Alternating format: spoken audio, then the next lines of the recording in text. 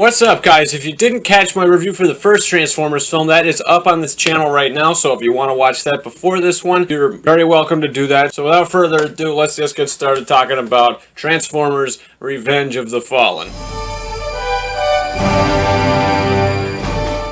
I want to talk to you about the college thing, okay? I'm so excited. Hey, I'm not taking you with me.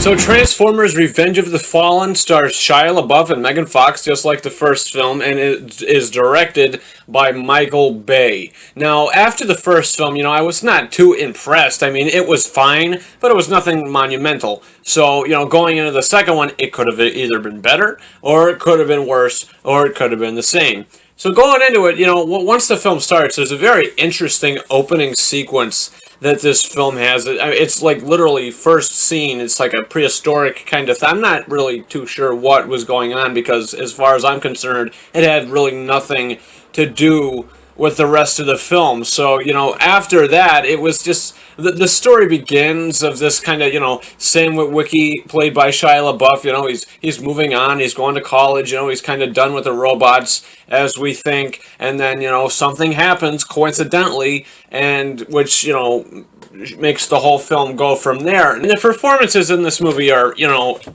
honestly, Shia LaBeouf, he does a lot of screaming in this movie, if you notice that, and it kind of gets annoying after a while, like he's like screaming Optimus every 5 seconds, but, yeah, other than that, he was, what are you going to do? And then Kevin Dunn plays Sam's father in the movie, and personally, I think he is the best part of the film. I think he is a really, funny character, and every time that he does have comedic moments in this film, Sam's father I'm talking about, every time he actually has comedic moments, they work, and personally, I think those are the only comedic moments that work in the film, because just like in the first movie, there is some comedy, a little bit of comedy that works with Sam's father, and then basically the rest of the comedy, it falls flat. Some of these jokes, they're so cheesy, and it's almost like a 2-year-old wrote them. I don't know. I wasn't a big fan of the screenplay either. I wasn't very invested in the story. This movie was just like a mess almost. And Julie White is the actress's name who plays Sam's mother, and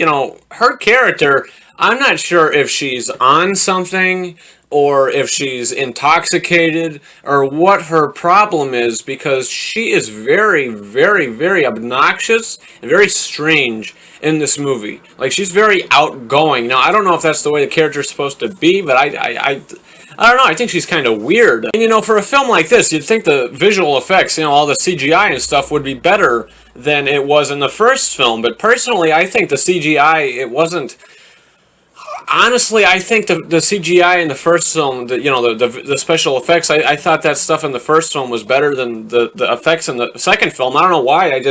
I got the feeling that just some of the stuff that I was looking at just looked fake. I don't know. I just didn't buy into it. Steve Jablonsky comes back to do the score again, and I think that is one of the only things that actually works with the whole entire movie is the score, and I've always been a fan of the Transformers theme, and that definitely is in the film, and I like the score. And the Linkin Park songs that are chosen for the film, they work with the story. They're fun to hear at some point. Some points it's to maybe make the film a little more emotional or whatever, and it definitely works most of the time. And the final action sequence in this movie, it's much longer than the final action sequence in the first film, but personally there was like so much going on, I just didn't care about what was happening, because I just wasn't invested to the bogus storyline that they have provided us the first hour and 45 minutes of the film, because literally this climax, this whole big fight at the end is maybe about 30 minutes long,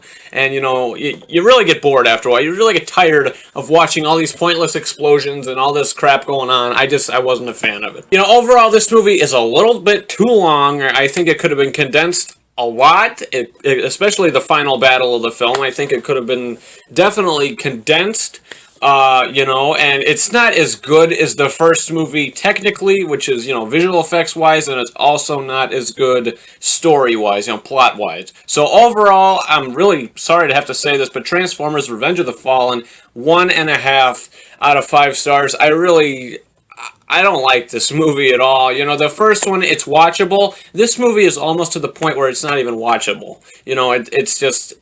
It's not good. So guys, comment your thoughts on this film. Hey, if you like it, please comment and tell me what your thoughts are on Transformers Revenge of the Fallen. Just because I didn't like it doesn't mean that you can't, like it. So comment below and let me know your thoughts. And guys, subscribe to this channel because probably about a week today, maybe next Wednesday, next Thursday, I'm going to have my Transformers Dark of the Moon review up. So you guys could watch that. And then Transformers Age of Extinction comes out next Friday. So the review for that will be up next Saturday. Guys, once again, thank you for watching, and I hope you subscribe. Over and out.